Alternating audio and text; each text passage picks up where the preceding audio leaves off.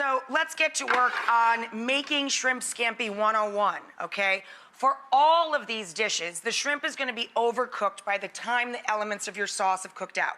So in every single case here, our jumbo shrimp, which is such a crazy oxymoron, but our big, beautiful shrimp, we're going to sear them in a high temp pan with a little bit of vegetable or olive oil that you can see through, okay?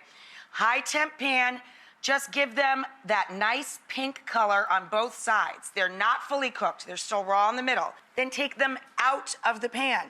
Keep them near the stove and have your mise en place or all of your ingredients ready to build your sauce, because this works very quickly. Then we add olive oil to the pan in this case.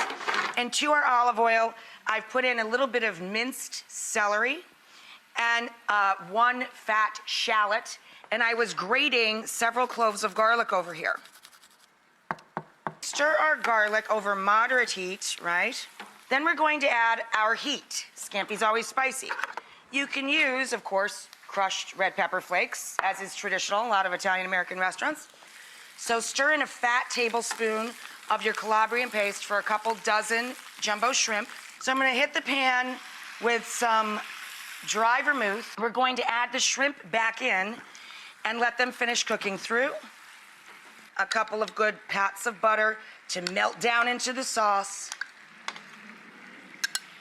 And then we're going to add lots of flat leaf parsley for color and that grassy flavor. And we're gonna swirl this until the butter melts completely into our sauce. And then we're gonna hit it with the bright finish of lemon juice.